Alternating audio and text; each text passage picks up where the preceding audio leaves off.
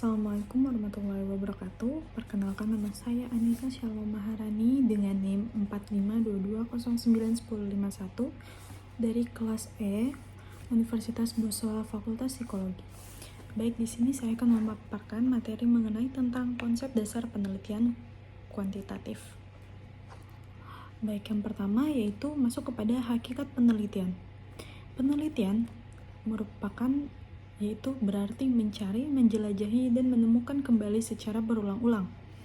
Penemuan secara berulang-ulang dilakukan untuk membangun sebuah aturan, generalisasi,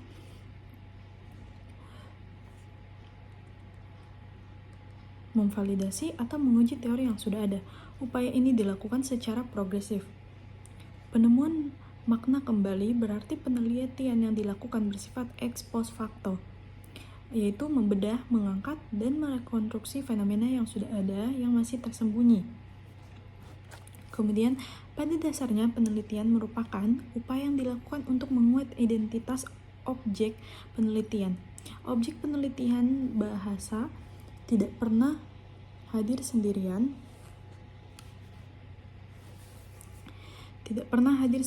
selalu disertai konteks.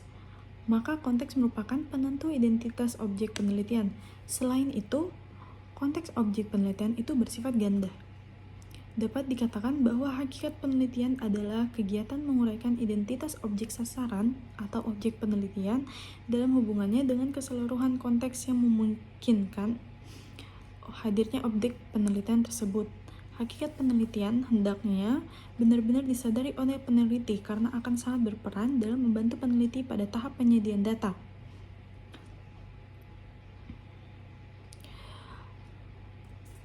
Membantu peneliti di sini maksudnya yaitu membimbing peneliti bahwa yang harus dilakukan pada tahap penyediaan data adalah menemukan semua jenis konteks yang memungkinkan hadirnya objek penelitian. Kemudian lanjut,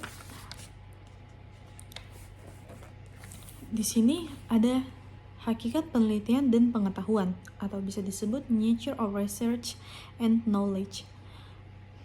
Hakikat penelitian dan pengetahuan merupakan keterkaitan dari beberapa aspek yang berupa pengetahuan sebagai objek formal, mata rantai yang memperlihatkan sebuah paradigma, kriteria penelitian yang memperlihatkan validitas internal dan eksternal, serta kemampuan untuk mengoptimalkan dan keterbatasan kendala. Kemudian ada pun metode-metode penelitian, method of research. Penguasaan metode dalam penelitian sangat penting mengingat banyaknya variasi dalam penelitian yang harus disesuaikan. Beberapa metode yang dapat digunakan diantara yang pertama, basic methods, qualitative survey, dan experimental. Kemudian yang kedua, derived methods, yaitu sejarah evaluasi dan metode-metode lain. Kemudian di sini ada keterampilan dan alat peneliti, skill and tools of research.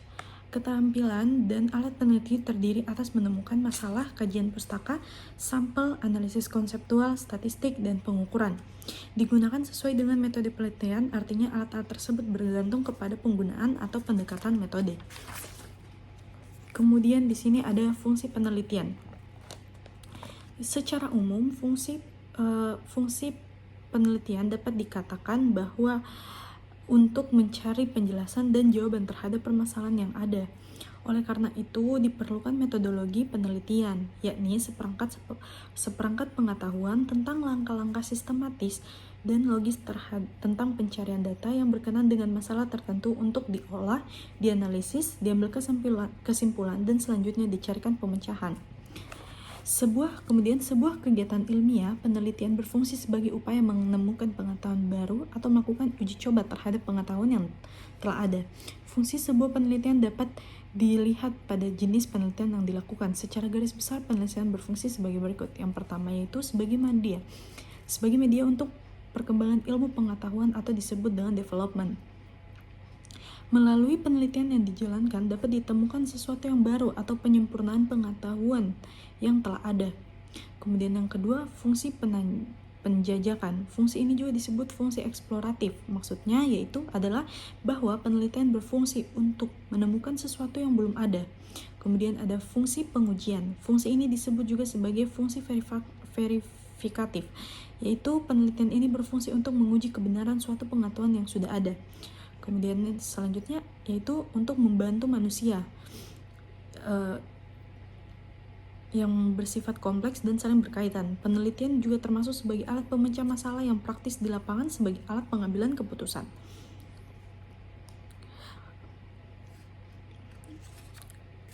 Kemudian selanjutnya di sini ada fungsi penelitian berdasarkan jenis perhatian.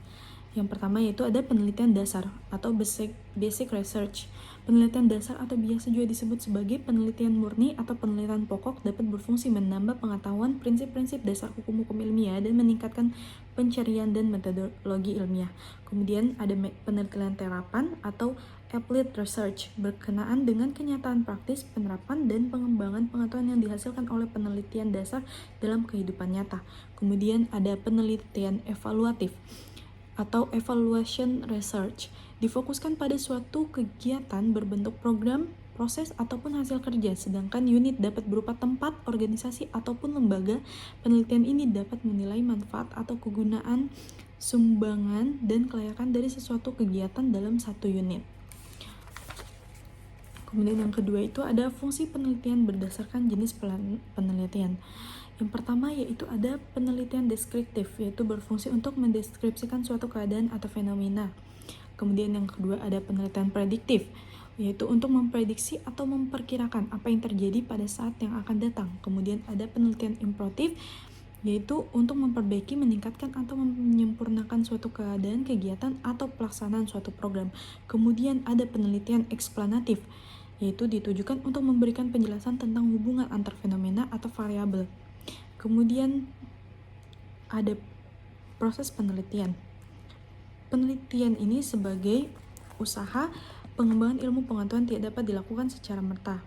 Selain karena hasilnya diharapkan manfaat sebesar-besarnya bagi masyarakat, sebuah penelitian harus melalui sebuah proses panjang. Proses penelitian ini diibaratkan seseorang yang akan melakukan sebuah perjalanan panjang, maka akan harus memutuskan rute yang akan dilewati. Kemudian di sini ada 8 langkah sistematis. Kemudian diperlebar menjadi 10 tahapan dalam proses penelitian yang didasarkan pada pendapat Russell Bernard sebagai berikut. Yang pertama yaitu menemukan topik. Kemudian selanjutnya itu pada bagian menemukan topik di sini yang pertama ada pertimbangan objektif, kemudian ada pertimbangan subjektif. Kemudian yang kedua di sini ada pengkajian pustaka. Penelitian memiliki tujuan untuk menemukan prinsip-prinsip umum atau menafsirkan tingkah laku yang dapat digunakan untuk menerangkan dan mengendalikan kejadian-kejadian dalam lingkup pendidikan. Kemudian yang ketiga, di sini ada merumuskan masalah penelitian. Penelitian dilakukan untuk menjawab masalah. Oleh karena itu, penelitian harus berangkat dari sebuah masalah, yaitu berarti menentukan masalah merupakan langkah awal kegiatan penelitian. Kemudian yang keempat itu ada merumuskan desain penelitian. Ciri yang paling penting dari sebuah penelitian adalah penggunaan metode penelitian yang paling tepat. Fungsi utama dari sebuah desain penelitian adalah menjelaskan bagaimana seseorang peneliti menemukan jawaban dari pertanyaan yang dilakukan. Desain penelitian merumuskan tahapan-tahapan yang akan diteliti. Kemudian yang kelima itu ada menyusun instrumen penelitian. Instrumen memegang peranan yang sangat penting dalam menentukan mutu suatu penelitian, karena validasi atau kesahihan data yang diperoleh akan sangat ditentukan oleh kualitas instrumen digunakan di samping prosedur pengumpulan data yang ditempuh. Kemudian yang keenam itu ada menentukan populasi dan sampel.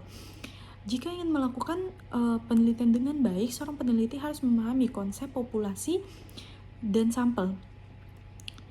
Pemahaman peneliti mengenai populasi dan sampel merupakan hal yang esensial. Begitu pula penentuan atau penetapan sampel yang tepat diperlukan pemahaman yang baik dari peneliti, baik penentuan jumlah maupun dalam menentukan sampel yang akan diambil. Kemudian di dalam menentukan populasi dan sampel, di sini yang pertama terbagi menjadi dua, yaitu populasi.